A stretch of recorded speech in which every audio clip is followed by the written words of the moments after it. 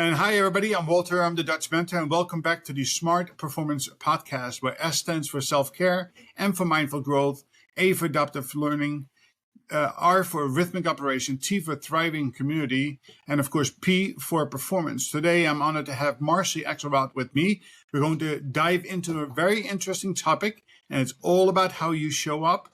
We talk about it in the app that you can find in the Apple Store at the Dutch Mentor, often about building your personal brand, habit forming. So this fits right into that self-care model that on the end of the day, you are in control of, but we just need to learn the secret sauce. And I think that Marcy is going to share some of this with us. And of course, as always, it will be actionable, 15 minutes of high energy.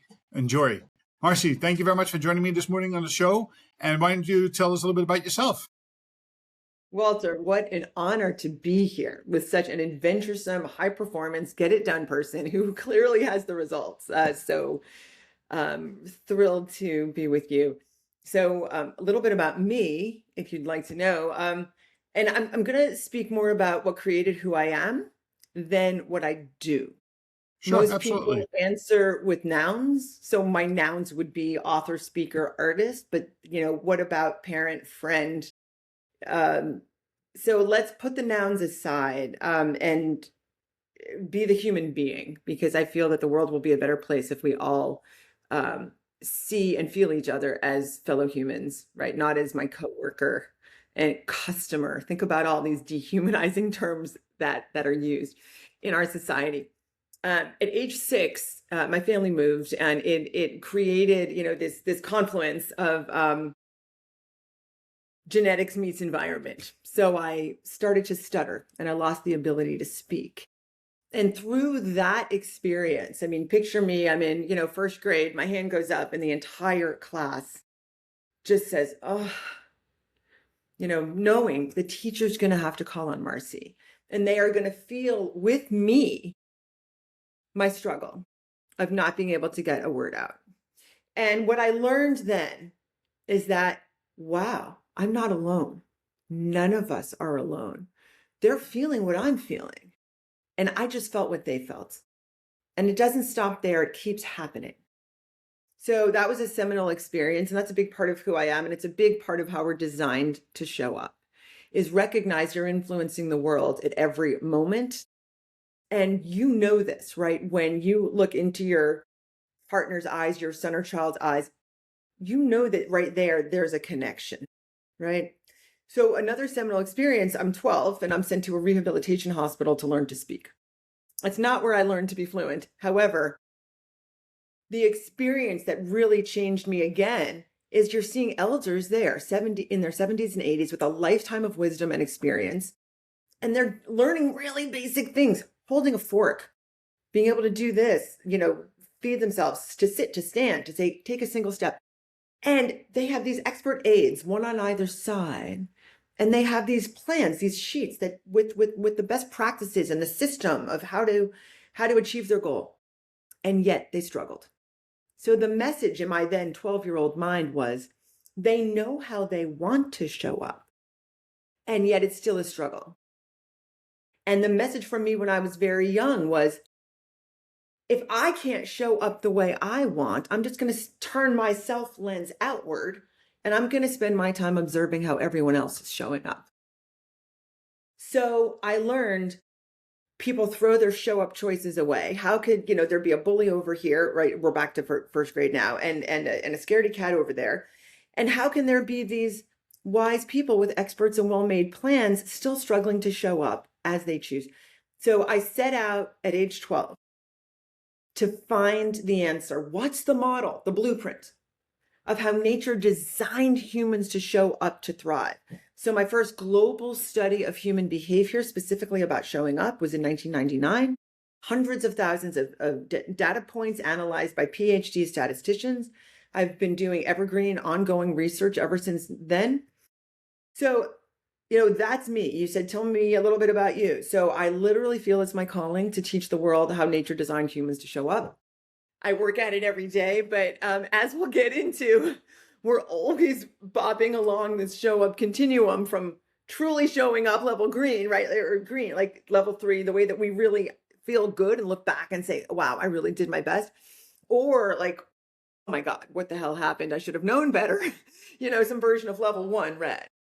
And then there's this really scary, Walter, the behavioral no man's land is this middle level 2, which is just showing up. And maybe you can even define what you think that phrase means, because this is the kind of, you wake up, you're in get it done mode, but you're somewhat mindless. Your wellness routine goes out the door, right? So I'd love to hear, like, from your coaching and lived experience, how are people, quote, just showing up? So before we get into that, so thank you for sharing that. And I just want to think about and then speak to the audience that listen. Think about that third or fourth, part of the app where we talk about your why. I think Marcy really well laid out in an interesting story that's memorable what her why is, what her purpose is. And that's exactly as you, somebody who needs to show up at an interview or show up at work, you need to develop your story where you find that purpose and passion that is the driver to whatever it is that you do going forward. So before we go to your card, because I do want to hear about all of that stuff, why did you write a book? Because, the old adage is that, only 200 people read the book. So what do you talk about 200? Well, you don't have any more family and friends. And people don't read anymore today. But tell me a little bit, why did you write the book? And then from that, we'll take it into your card system and the level 1, 2, and 3, because of course the audience wants to learn a little bit more about it. Yeah. No one's ever asked me why I wrote the book. But, there's probably literally an endless number of answers, but I'll simplify and give you the top, 3 or 4 that come to mind. Number 1, writing forces you to crystallize what you believe and what you think, what you want to say. Second, I absolutely love writing. It's my happy place. I am just in joy when I'm studying, reading, and writing. Number 3, I'm living the book before the book existed, I was living the book. I was constantly in, hopefully an appropriate and subtle way, except for my speeches, teaching the world about how humans are designed to show up, and that we're always flowing along a continuum, and that you're making a choice every moment of every day, either both consciously and not, and that the implications are flowing through society, right? There's a lot of research now from Nicholas Christakis up at Yale about this, how the 20 people closest to us are 45% more likely to think, do, and act the way that we do. I mentioned that in both of my TED Talks also. So anyway, the book, to a certain extent, the book wrote me.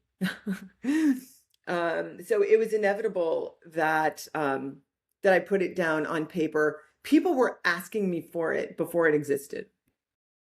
So, and the reason why I asked that question is because I was hoping you're going to say that each one of us has a book within us, right? Oh, your experience, your deep life experience, and some of the remedies that you have come up with in your journey, we should be journaling and we should be documenting. We should be writing a book.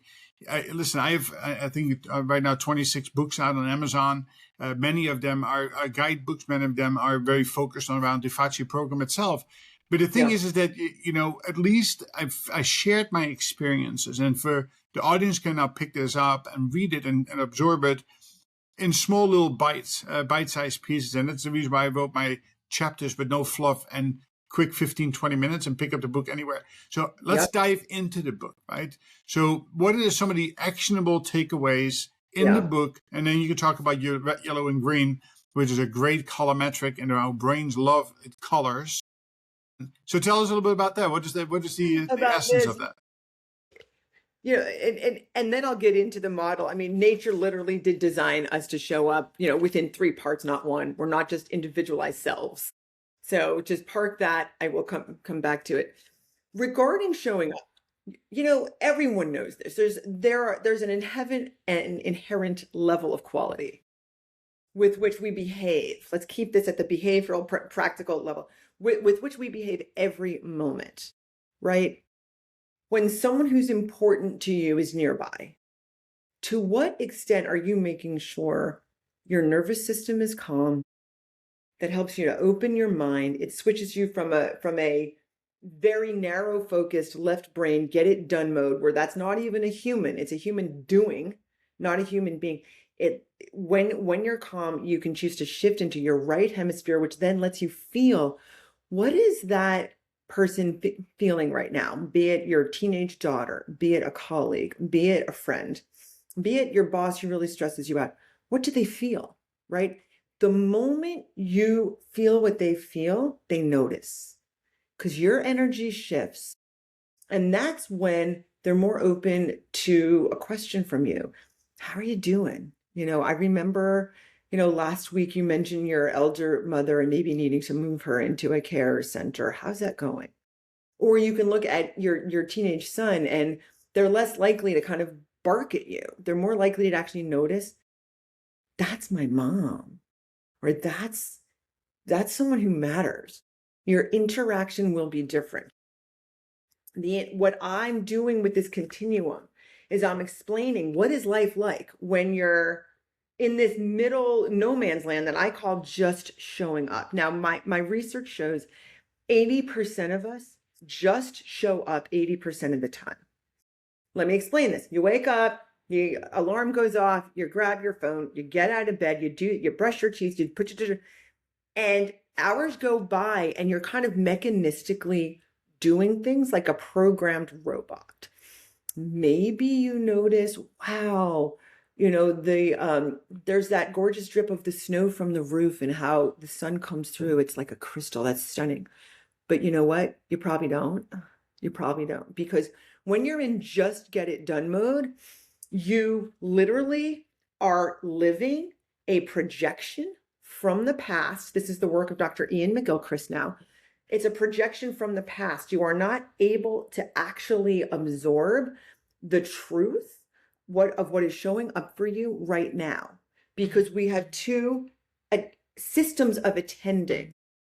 One is the open perceiving system. Human beings are actually humans, not robots. You are able to feel what they feel. And music is something that makes your body sway, not just this noise in the background. The other side is from when we were, picture us evolutionarily, like we're back in the tribe, out in the savannah. There's an elk that runs by and you need to get it. It is an object and nothing else exists. It's like, shoo, there's the elk. I've got to chase it. I've got to kill it because I've got to bring back the food. It's a power over, control focused, massively narrow spotlight attention. If you want to manipulate a spreadsheet, fine. That's the comparison. If you want to pick up a single plate from the dishwasher, put it away. But nothing else in life exists and nothing feels meaningful because it's disconnected from the whole. So what I'm describing now is the mode of attending that happens in our brains and our bodies when we are, quote, just showing up, which 80% of us say we do 80% of the time. That is scary. I've had a number of people say, oh my God, you just explained why I feel like I'm sleepwalking through life, Marcy. That's what it feels like. That's when you lay in bed and you're like, what happened today? Why does my life feel meaningless? Or like, what's going on with my life? This is not what I planned. So this is like, there's a lot of depth in the book under each level. Let's briefly talk about what truly showing up feels like. The moments where you live not just in your ego-based self role, but your situation member role. Remember I told you there are 3 roles.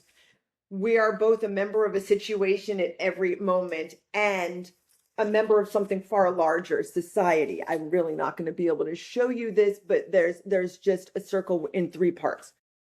You're an individualized self, you're a situation member at every moment, and you're a member of something beyond yourself. A family, a company, a religion, an ethnicity, a podcasting group, a coaching group, a company, a sports team. Okay. You're a member of something well beyond you. And when you truly show up, you're living more in all 3 of those roles because you're taking accountability for how you show up. Meaning I know I'm influencing everybody right now because I see it and I feel it.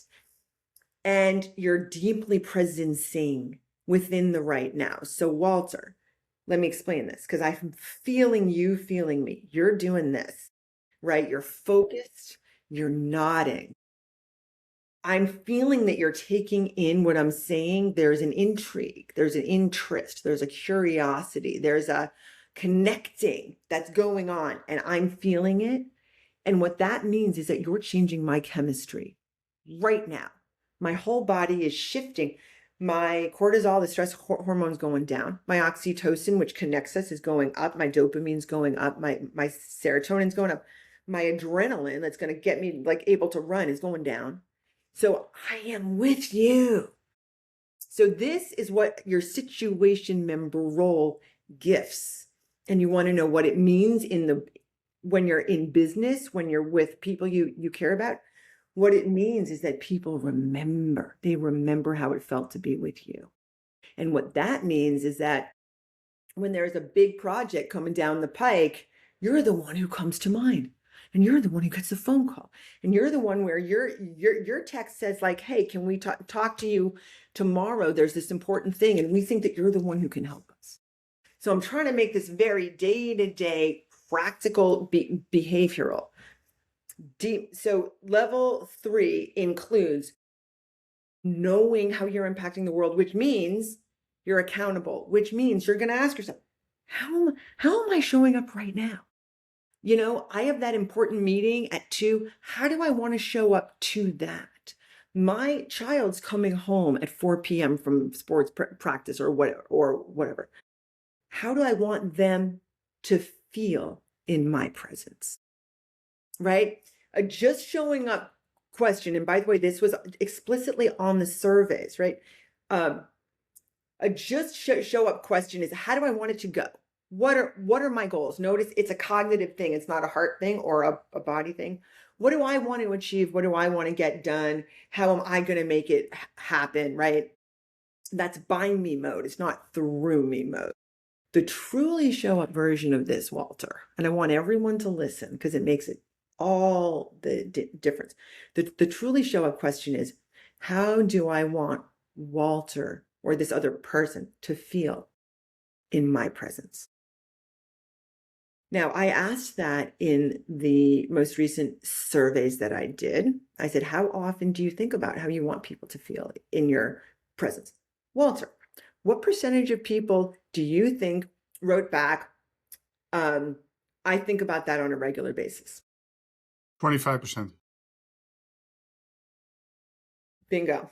The exact number was 27%.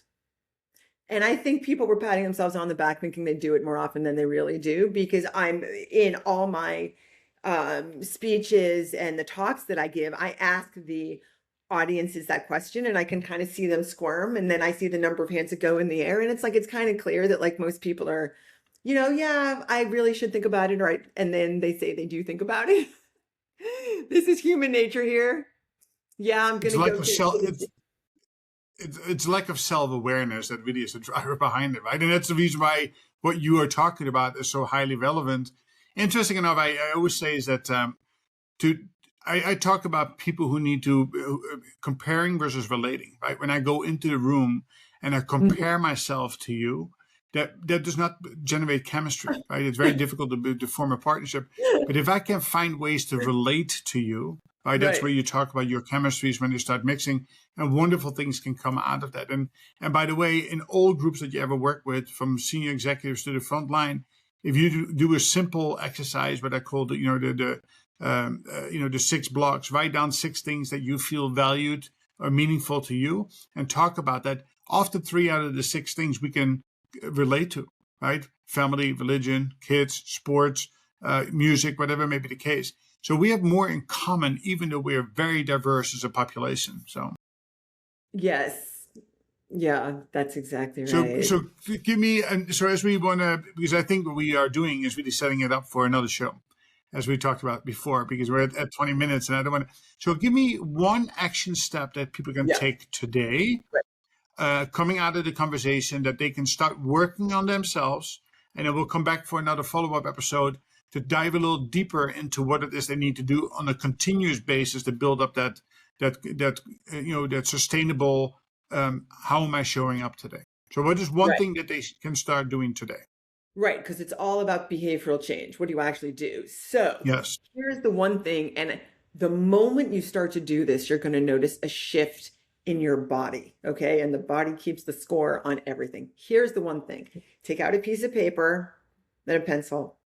And I want you to write down, what do you fundamentally believe about how this world works? Here's an example question. Is this a kind, friendly universe? Or is this a mean, competitive, I've got to beat out everybody, it's a me against the world? And I'm going to give you, actually an answer to it. And to let you know how impactful writing your beliefs are. Einstein answered this for us. And he said, it's not a mean universe, no. But it's not a kind one either. It is a self-reflective universe. And what that means, and everyone knows this to be true, the moment I say it, you're going to say, you know what? I knew that all along, but now, she gave me words for it. The world shows up to us as we show up to the world. It is self-reflective. When you are into helping others, when you are doing your soul's work because you're contributing, not because you want to make money and have a fancy car or a title or whatever it may be. When you're doing things that have a focus on how am I my best self within the context of the world, right? Of the people around me, of society, of the sustainability of the earth. Good things will show up to you because people will feel the energy of your intent. They'll feel your why. So write down at least 5 things. So what do I believe about how the world fundamentally works? Is it self-reflective? Is it good? Is it bad? What do I believe about the results of my showing up with care first? What do I believe about my abilities? Can I be authentic? What really will happen if I share, like, I know you feel this and the team has said this, but I'm also wondering about that. Because here's some information that I have, right? When you're authentic, how important is that? So write down your beliefs, and I can tell you, you will not, from then on, behave in the exact same way. You will notice a shift in how you show up to the world. Thank you very much for doing that. In the show notes, there will be the 5, so people don't need to go back and forth. And again, it's about the doing things, right? It's not about listening. So again, thank you for being with me today. We definitely will need to do a follow-up sometime in February, so give people a little time and space. Where can we find you, Marcy? Well, the book, How We Choose to Show Up, it's on Amazon. You can also go to my website. It's linked on my website, choosetoshow.up.com. I have a contact page. I love hearing from people because I want to know what matters to you about what I said. What questions do you have? Things like that. Okay. And your parting thought? My parting thought, you're choosing how you show up every moment. So make it a conscious choice. Very, very on point. I love Eckhart Tolle, being in the present moment, being in the now. I can't say it often enough, and we as human beings are not very good at that, as we will continue to talk about in the next show. To the audience, again, it is about action coming out of this podcast that will help you drive your behavioral change to whatever it is that you want to do. Again, Marcy, thank you very much for showing up today with great energy and great presence, and I can feel your energy. And to the audience, have a great day. Go to the App Store, download the app, 7-day free trial, and don't miss out on all the great content within, because you are in the driver's seat of your future. Have a good day, everybody.